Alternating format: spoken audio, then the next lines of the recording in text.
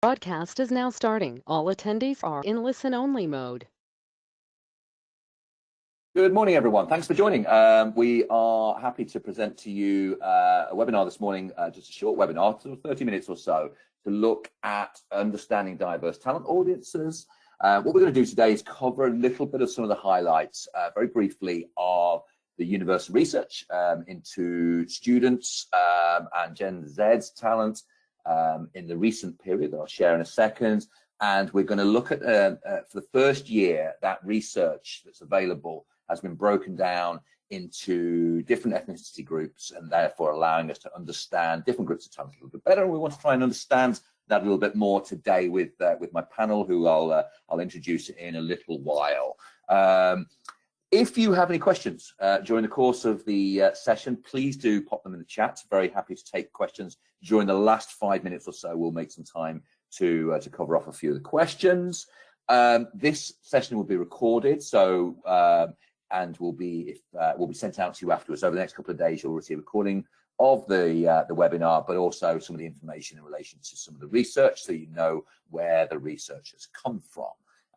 So like I said, I'll introduce our panel in a little while, but what I want to do is just set the scene a little bit in terms of some of those key stories that we want to cover in the course of this session. So quick introduction to Universum. Universum are part of the Totaljobs group, globally recognized as the largest insight-led employer branding agency in the world. The insight-led part comes from the kind of research that we're going to share with you today a little bit. We work with organizations all around the world on talent insights and applying that into recruitment, marketing, employer brand, as well as EVP development, etc. And part of the larger Totaljobs group of digital platforms and recruitment services. The research we conducted over the course of we do 2 pieces of research every year. We do a piece of research in students and young talent, and then we do a professionals research. Professionals research will come out in September, October, but this one here was released just last month and incorporates 35,000 students in the UK that took a very deep piece of research all around the needs and drivers of talent and what it is they're looking for, what do they care about, what is important to when looking for an employer, what are the challenges they face, what do they think about remote working, who are the most attractive employers, etc., etc.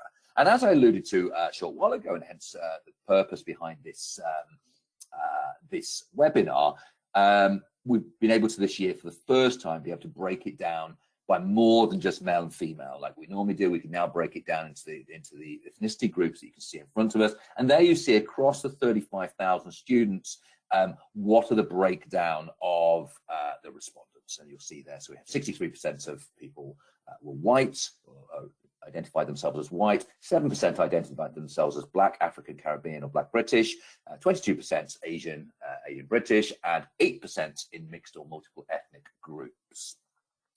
So very quickly, I'm just going to look at some of the very, very key things, just for sort of 3 or 4 minutes. First bit here is just to give you an idea of how we sort of look at things like this.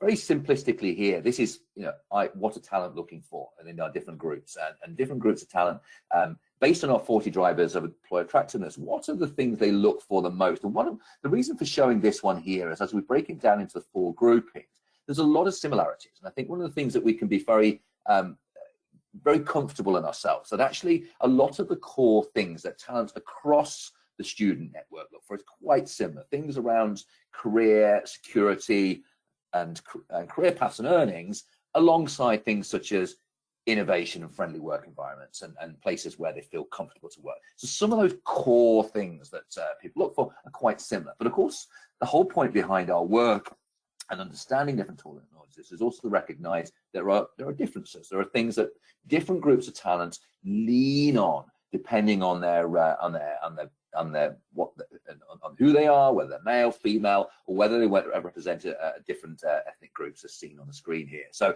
there are differences, and as you can see there, examples on the right-hand side, the African, Caribbean, Black, British audience, very high on flexible working compared to the others, for example, and also bringing in things like international travel and creative dynamic working environments. So there are differences, and that allows us to understand that there are ways in which we need to communicate to talent in order to be able to better attract them and more in tone with different talent audiences.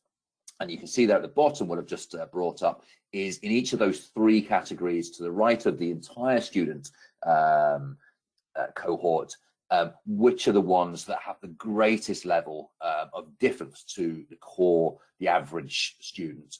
And you can see there certain areas are super important, but as you can see on the right-hand side, again, looking at African, Caribbean, Black, British, 14% greater requirement for commitment to diversity and inclusion from the employer in which they're choosing to join. So that demonstrates already that there needs to be much better awareness around how we're communicating our diversity and inclusion strategy, as well as that being seriously important as well to the Asian and British talent. But there are 3 things we're going to discuss today with our guests that I'll introduce shortly. The first one is potentially an apparent confidence gap. We'll walk through this with the panel shortly. But the confidence gap displayed here by when we ask the question around what do you believe your strengths are from a skills perspective, what we see here is that focusing in a little bit on the Black African, Caribbean, Black British students, they score themselves lower on proactivity and problem solving, yet score themselves highly on service orientation, areas of empathy, etc., around supporting customers, etc., etc.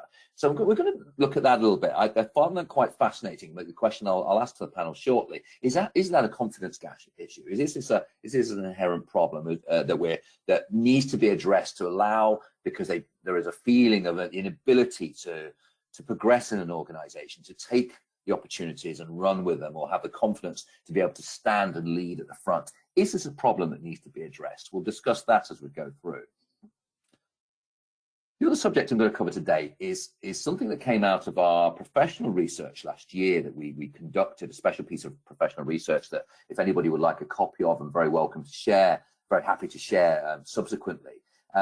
That rather more so than subjects such as gender equality, diversity, inclusion, when we look at factors around inclusivity, actually the thing that talent as a whole, but especially within the Black and Asian and mixed ethnic communities, ethical standards is the thing that they look for the most from an employer, or far more so this grouping of attributes from an employer.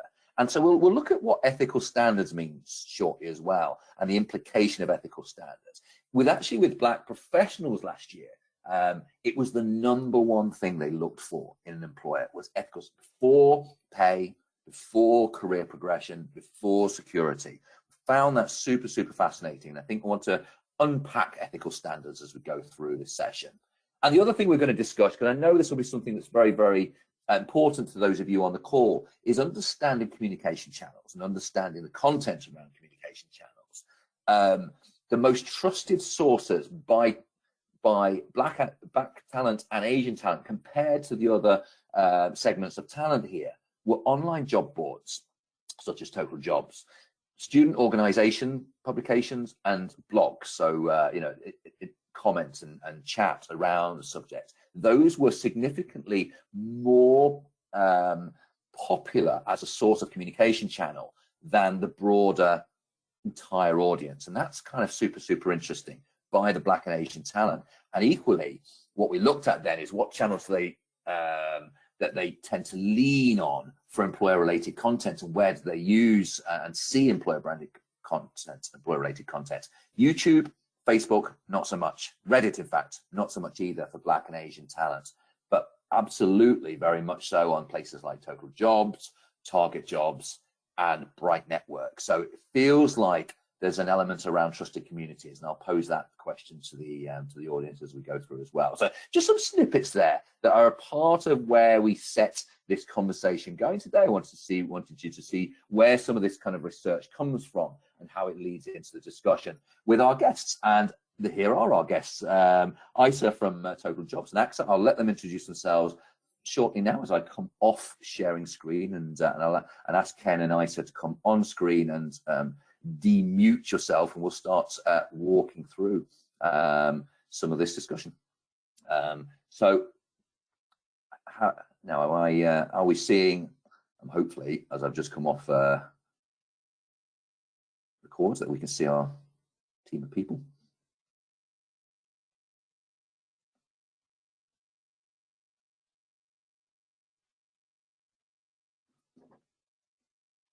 Yeah, we can see all three. So I can't see anybody because I've just been presenting. This is very strange that I can't see anybody. But okay, so in that case, I'll start asking the questions. So Isa, would you like to introduce yourself?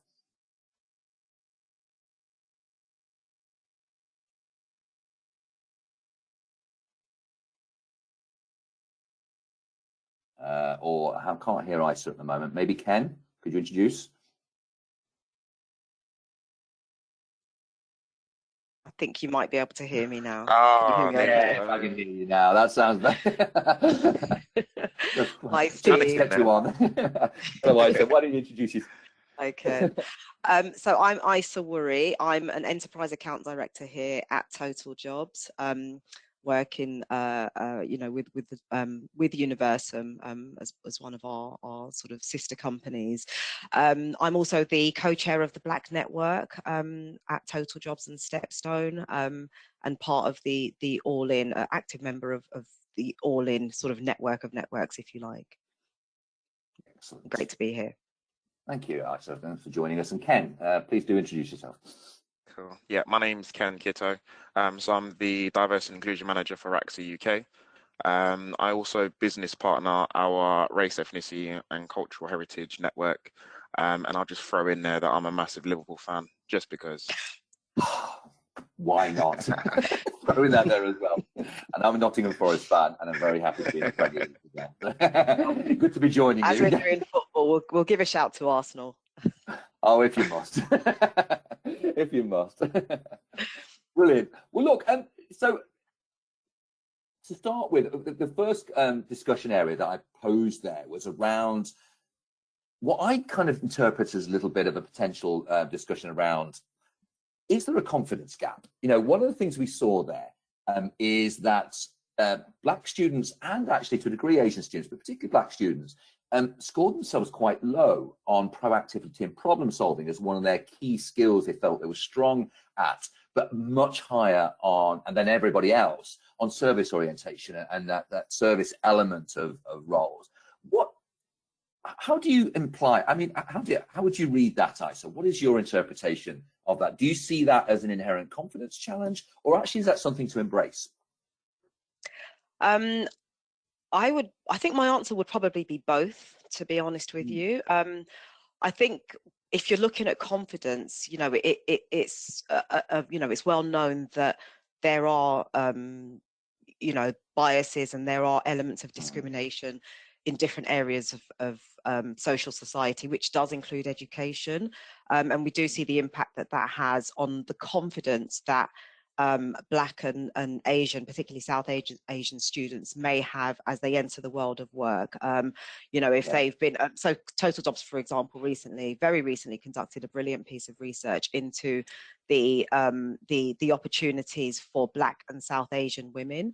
And you know, there was lots of really interesting data that was pulled out of that showed that where there are very few, where there's very little encouragement for students to you know, and it may be Black and Asian or ethnic minorities, but it also may be women. If you're looking at intersectionality as well, they're not necessarily encouraged to take roles that are seen as traditionally white male roles, or encourage skills and attributes that are seen to be of that ilk. And so they would find themselves more being steered by others more easily down the service route, if you like. So I think there is definitely some work to be done in terms of encouraging, you know, these students to own and to understand the range of skills that they actually do have. But if we're looking at the benefits and the attributes of the service side of things, you know, you mentioned empathy in your intro, Steve. And I think the skills and the attributes that are needed to excel in service are, you know, there are some really strong skills there. You know, they used to be considered strong skills, but we're really talking about EQ. We're talking about emotional intelligence. We're talking about an ability to innovate, to problem solve, to listen to others, to be led by what's best for the group.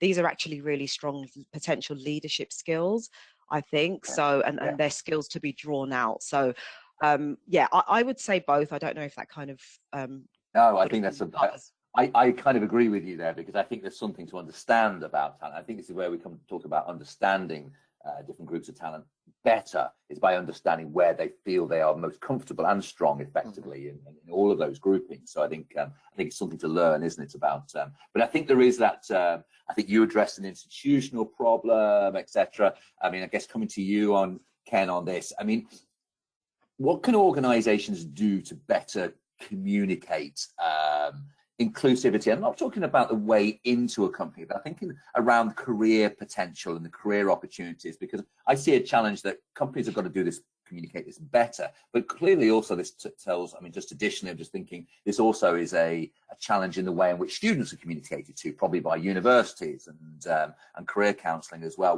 What's your observations on this and experiences in this kind of area? I think, first of all, going back to the confidence gap, I think it does come from a massive overrepresentation at the junior end of organizations. So, and then what happens then is it becomes a bit of a loop. You enter an organization, you stay at a fairly junior position for the majority of your career, or you don't see much representation of yourself, someone who looks like me, right at the top or at the upper echelons of the business. So then what happens is you sort of focus on the areas that you feel that your comfort zone. So your service orientation, being able to service your customers, those soft people skills. But in reality, as you said before, these are skills that could be used further up across the business. How many people do you know that are directors that are amazing stakeholders, and that's their main thing? They may not have had that technical skill at the beginning, but because they had that mentorship and sponsorship, that has helped them to develop the technical side of things, because they already had the soft skills. So I think it's something that to address. Companies really do need to focus on that sponsorship and that mentorship of your talent within the business to create pipelines of talent. There's no point looking outside and saying, right, we want to go and hire 15 black directors or 10 Asian middle managers, because you've got the talent within your business. If you look within there and you create that pipeline. And when I say sponsorship, that's someone speaking on your behalf when you're not in the room. Someone who's going to say, yeah, Ken is great at this. Ken is good at that. We should put him onto this project or that program. It's not too big for him. He can do that. He can deliver. And that's something that I think a lot of black talent and ethnic minority don't have within the workplace, because they haven't built up their networks to that stage where they do have someone who's vouching for them on that side, and they do have someone who's willing to fight their corner and push them forward for certain roles and programs and things that are going to develop themselves. So yeah, companies need to look internally, develop clear pathways for their talent, and then also set up programs where you do formalize your mentorship. And it's not just something that is very ad hoc, and it's something that if I reach out to you, Steve, and say, hey, Steve, I think we get on really well. Would you mind being my mentor? That's great. But across a company of 10,000 people, how is that going to happen? You have to really formalize it. And that's how you're going to start developing your talent internally. That's great. And I think actually everything you just referred to about, and we identified from our professional research piece that we did last year, that actually the biggest challenge, I don't think there was a feeling of a huge amount of challenge going into organizations. The challenge is there leaders like me? Are there people I can reference as people I can look up to, that followed a path that I could do myself? And I think that came out very prodigiously in the research last year. There was a feeling of almost like a glass ceiling, effectively.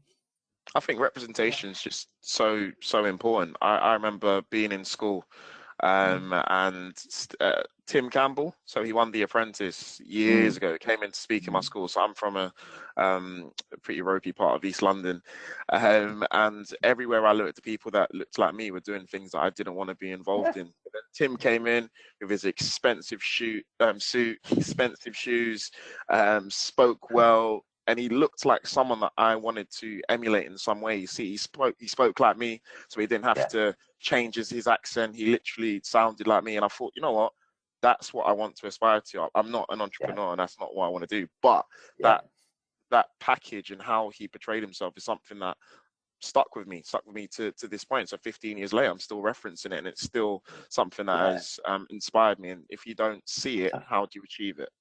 Yeah, absolutely agree with that. Yeah, just to kind of jump in there, completely agree with everything that Ken has said. You have to have those role models to help you understand that that path does exist, that it is possible. But I just also wanted to mention the role of line managers. When you talk about mentorship and formalizing it, line managers and middle managers, I think, play a really key role in an individual's development, in helping them to kind of, you know, draw out and develop those skills, you know, whether it's through a formal development plan or you know, however they do that, to really empower that individual to recognize and develop the skills that you know, they may feel are lacking, when really in reality they just need to kind of expose them a little bit more. Absolutely, yeah, spot on. So let's look at this ethical standards. Now this got us last year when we saw this lean towards, you know, the 40 drivers of Universum. There are a lot of things they can choose from, and ethical standards came up really loud and clear. So one of the first things we did when we saw this new student research is there a similarity? Now there's a partial similarity, but what we saw there when we look at subjects in relation to inclusivity, it was the one that came out the most, more so than subject areas like gender equality and diversity inclusion. So what this means is those black, in fact, it was all employees actually, because as well as black and Asian, the mixed race, 51% of mixed race talent also said that they would look for ethical standards with an employer. So what I want to try and unpack here is, and again, I said, why don't you leave with this as well? The ethical, when we say ethical standards, how would you say in recruitment communications, which is your sort of area, how would you articulate ethical standards? What would you think you would expect to see as ethical standards? And therefore, what I'm also saying therefore is inherently, does that mean that it feels like it's going to be more by proxy being a more inclusive employer? What's your feeling on the subject of ethical standards? I think one of the key things for me, you know, coming from a recruitment background myself, is it's authenticity. I think when we look at DE&I, when we look at the journey that every company, most companies are on now, we have to start from a place of honesty, in terms of what our history has been and where we are in that process.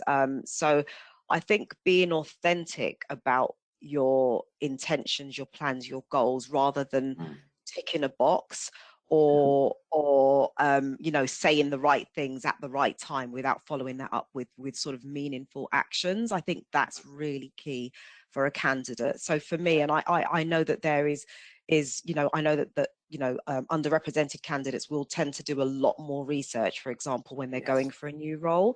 So for me personally, I'd want to see, again, talking about what reflects you, what lets you know that you'd be welcome. I'd want to see signals that I am welcomed into a company. I'd want to see imagery that shows a diverse range of candidates on the job template, on the career site.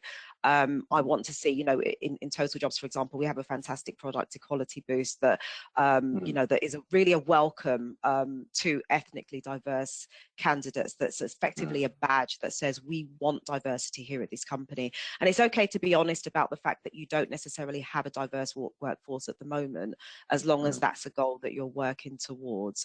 So for me, it's about really making sure that you're messaging. We've got the gender bias decoder, for example, that makes sure that we have inclusive language, that we don't have language that's going to tap into you know, imposter phenomenon and dissuade candidates from you know, from applying for a role. So those are really key, very clear, very obvious benchmarks and signals for me.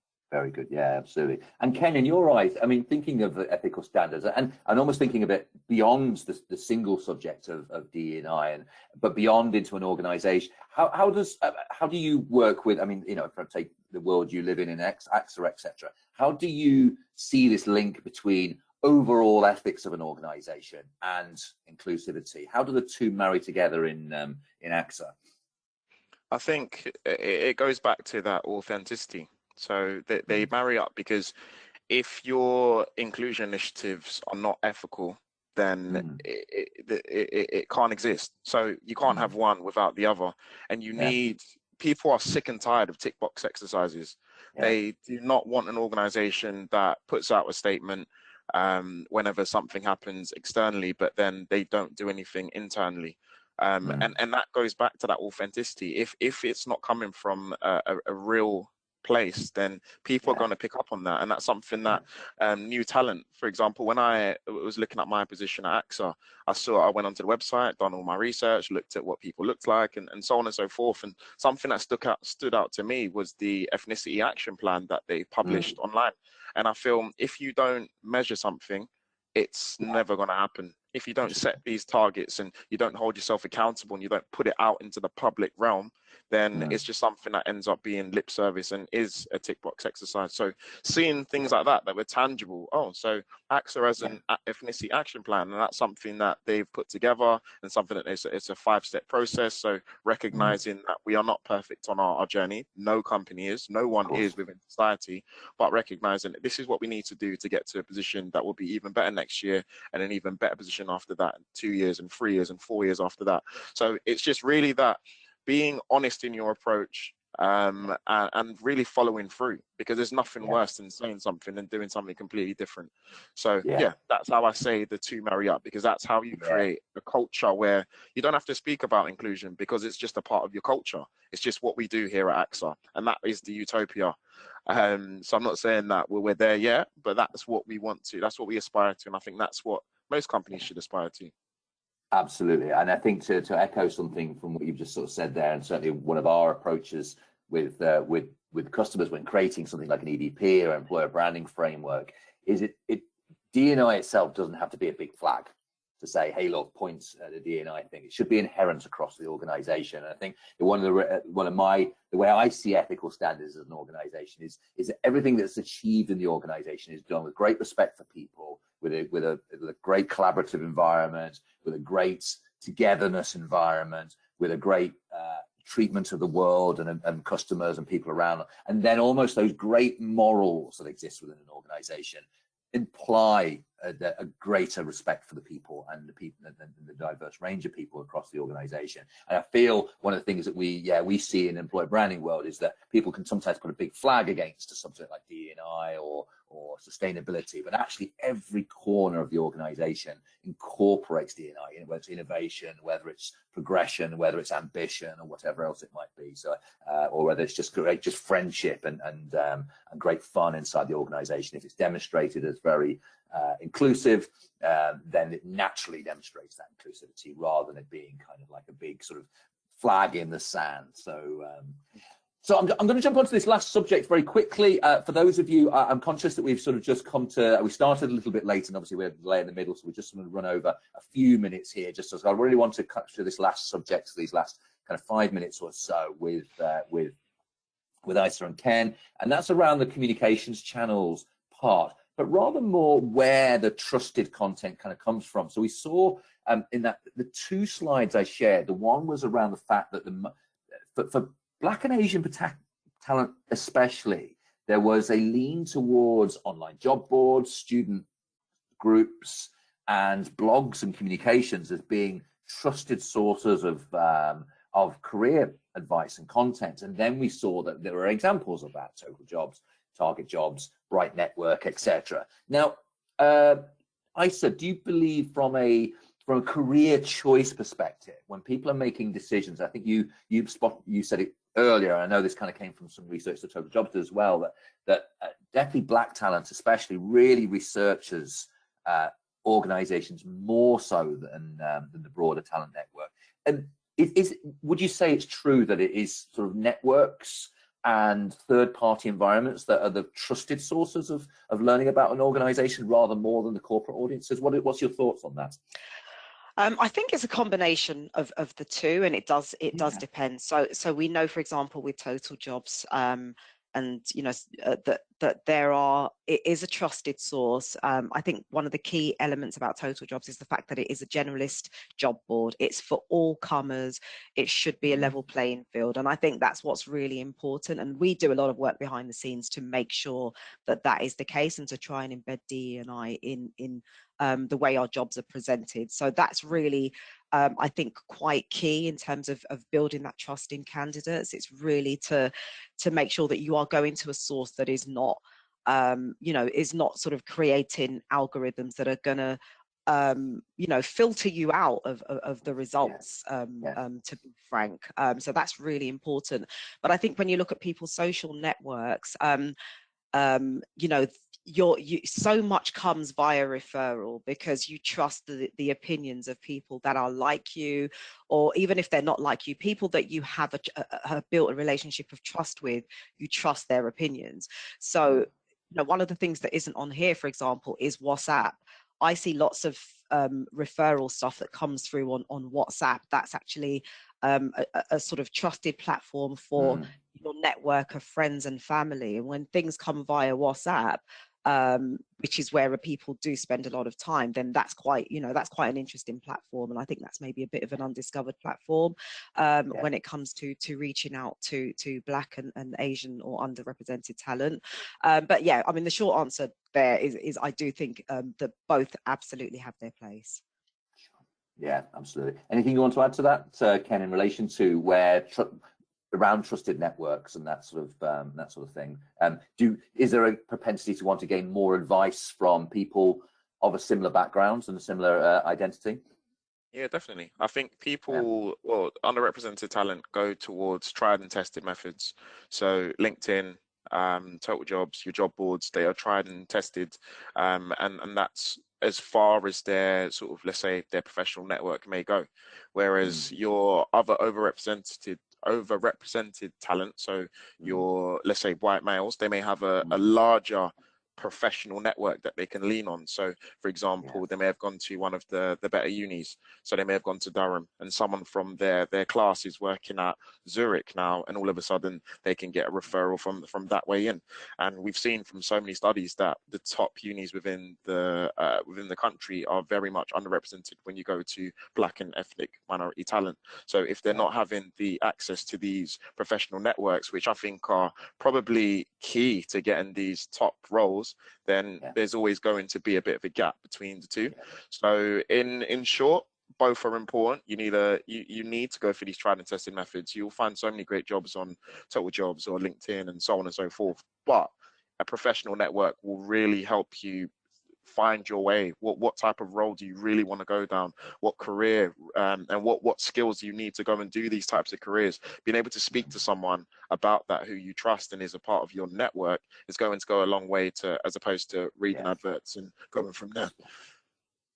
Absolutely. And I think this is where, I'm sort of going to close us off now, really, but I think that summarizes an area which I think is super important if we're thinking about what's the best way to represent our organizations in the community, to be able to be more embracing of diverse talent, ambassadorship, great examples out into the network, making sure that as an organization you're reaching out through your employees. It's a big part of employer branding. It's because I think people trust people more than they trust in organizations, and I think that goes for all talents, but I think especially in areas where obviously there is clearly a challenge and an underrepresentation. So I think brilliant.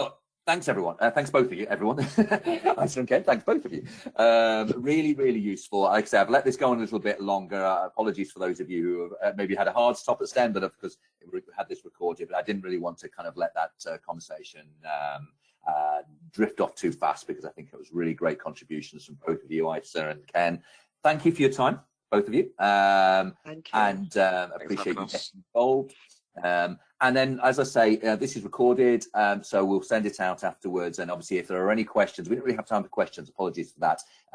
Any questions that came through, we will communicate subsequently to make sure that we have addressed any of them. Thank you again for your time. If you need to find out more about some of that research, like I say, an email will be coming out. You can drop me or Isa a line to be able to talk more about some of that. And obviously, Ken, I'm sure we'll be very happy to connect with you to say hi.